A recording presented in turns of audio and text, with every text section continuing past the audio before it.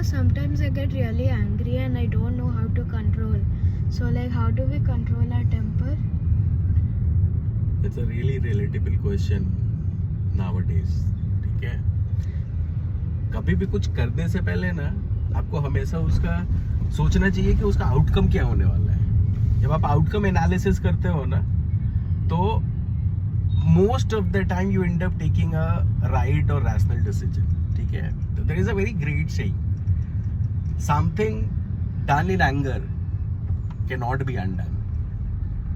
सो जब आप गुस्से में होते हो ना, या कभी एजिटेटेड होते हो, और सिचुएशन वैसे होते हैं, ठीक है, it's always recommended to take your time, take breath, you know, deep breathe if needed, think about it, think on the outcome and not rushing on reacting on a situation. दो चीजें हैं, एक तो कि आप आउटकम एनालिसिस कर रहे हो, that helps you understand whether you should react or you should stay quiet, and you know that gives you a time to re-strategize your action in future. ठीक है, so that is one thing to look at.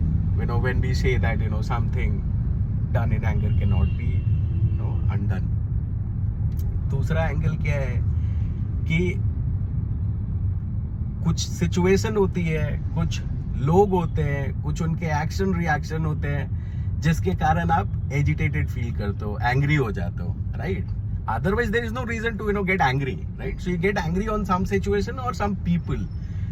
Are they so powerful and important enough that you are responding to their foolishness? Should you be giving control to other people to control your mood? No, right? That is what it is. So second way you can always look at कि मैं किसी को इतना control ना दूं अपने life में कि वो मुझे एंग्री बना दे, मुझे एजिटेटेड फील करा दे, मुझे कुछ भी फील कराए.